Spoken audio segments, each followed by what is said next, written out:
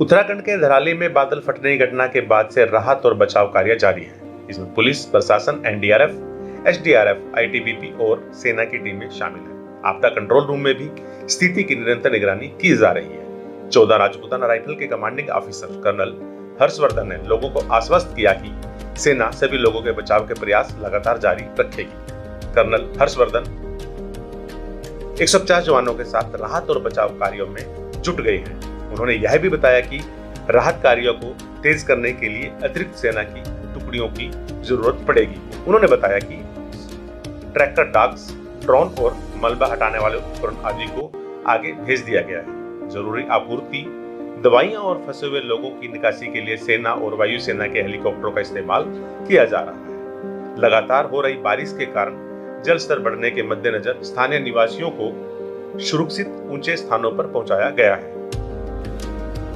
उत्तरकाशी जिले के धराली में मंगलवार को बादल फटने की घटना हुई थी। इस वजह से क्षेत्र में बाढ़ आ गई थी। धराली गांव में इस बाढ़ से भारी नुकसान हुआ है। उत्तरकाशी के जिलाधिकारी प्रशांत आर्या ने मीडिया को बताया कि अब तक की जानकारी के अनुसार 4 लोगों की मौत हो चुकी है। कुछ संपत्तियों को नुकसान हुआ है। वहीं डीआईजी एनडीआरएफ मोहम्मद सोहेदी ने बताया कि शुरुआती जानकारी के अनुसार घटना में 40 से 50 घर बह गए हैं और 50 से ज्यादा लोग लापता बताए जा रहे हैं। भारतीय सेना के प्रवक्ता लेफ्टिनेंट कर्नल मनीष श्रीवास्तव ने बताया कि कैंप में पानी घुसने के बाद कुल 11 सैनिक लापता हो गए थे, लेकिन बाद में 2 जवान सुरक्षित मिल गए। बाकी के 9 जवानों की खोजबीन जारी है। इसी बीच धराली के स्थानीय लोगों का दावा है कि तबाही का स्तर बेहद बड़ा और इससे जान माल का व्यापक नुकसान हुआ है। मुख्यमंत्री पुष्कर सिंह धामी ने भी इस घटना पर दुख जताया है।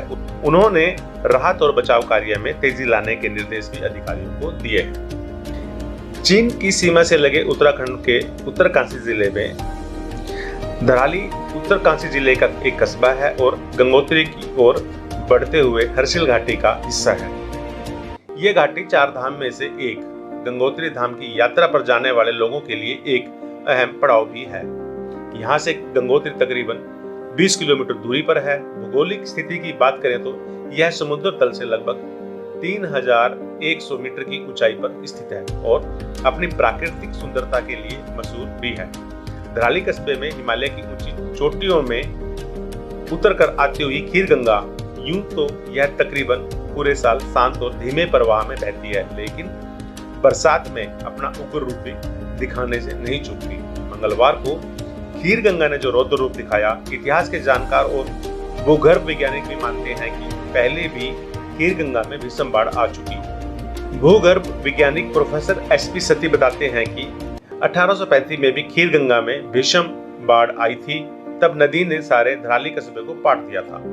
बाढ़ से यहाँ भारी मात्रा में मलबा, गाद जमा हो गई थी। उनका दावा है कि अभी जो भी बसावट है वह उस समय नदी के साथ आई बाढ़ पर स्थित है। पिछले कुछ सालों में खीर गंगा में पानी का तेज बहाव आने की घटनाएं हुई हैं। कई बार इस बाढ़ में लोग भी बहे, लेकिन कोई ज्यादा हानि नहीं हुई। हिमालय के इतिहास और पर्यावरण के विशेषज्ञ जाने माने इतिहासकार डॉक्टर शेखर पाठक भी मानते हैं कि ये इलाका बेहद संवेदनशील है और भूस्खलन और एवलांच जैसे हादसों की संभावना यहाँ हमेशा बनी रहती है। हिमालय की चौखंबा वेस्टर्न रेंज का ये इलाका साल 1700 में जब गढ़वाल में परमार राजवंश का शासक था, तब भी बड़ा भूस्खलन झेल चुका है। तब यहाँ पे 14 किलोमीटर लंबी झील बन गई थी और इसका प्रमाण आज भी देखा जा सकता है, क्योंकि यहाँ भगीरथी ठहरी हुई सी लगती है। डॉक्टर पाठक बताते हैं कि 1978 में धराली के नीचे उत्तराकाशी की तरफ आते हुए 35 किलोमीटर दूर डबरानी में एक डैम टूट गया था। इसमें भगीरथी में बाढ़ आ गई और कई गांव बह गए थे। इसके बाद धराली और आसपास के इलाके में कई बार बादल फटने, भूस्खलन की घटनाएं हुई हैं, लेकिन कोई बड़ी जनहानि नहीं हुई थी। रही बात खीर गंगा के नाम को लेकर सोशल मीडिया पर चल रही कई कहानियां, तो शेखर पाठक इन्हें बस सुनी सुनाई बातें ही कहते हैं। उन्होंने कहा, यह नदी पहले ग्लेशियर और फिर घने जंगलों से होकर बहती है, इसलिए इसका पानी शुद्ध रहता है।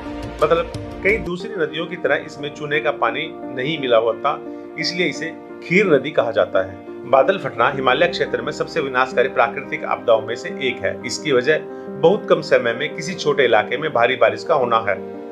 भारत मौसम विभाग के अनुसार बादल फटने की परिभाषा है जब किसी 20 से 30 किलोमीटर इलाके में 1 घंटे में 100 मिलीमीटर से अधिक बारिश हो जाए तो उसे हम बादल फटना मानते हैं। विशेषज्ञों का मानना है कि जलवायु परिवर्तन के कारण इन घटनाओं की संभावनाएं लगातार बढ़ रही है।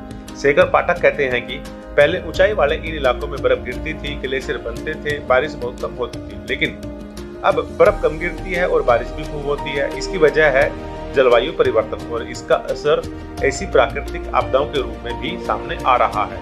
साल 2023 में भारतीय प्रौद्योगिकी संस्थान रुड़की के शोधकर्ताओं ने एक अध्ययन में बताया था कि बादल फटने की ज्यादातर घटनाएं आमतौर पर 2000 मीटर से अधिक की ऊंचाई वाले क्षेत्रों में होती हैं। इसमें हिमालय की कई आबादी वाली घाटियां भी शामिल हैं। बहरहाल अभी राहत और बचाव कार्य चला हुआ है, प्रशासनिक अमला मौके पर पहुंच गया है, लेकिन अभी भी इस क्षेत्र में डर का माहौल बना हुआ है। स्थानीय निवासियों ने बताया कि उनका भारी नुकसान हुआ है, उन्होंने मुआवजे की मांग भी की है। इसके साथ साथ उन्होंने यह भी मांग की है कि उनके पुनर्वास के लिए भी सरकार उन्हें मदद दे। देखना यह होगा सरकार उनकी मांग की ओर कितना ध्यान देती है और कितनी मुआवजा राशि इन पीड़ितों को मिलती है।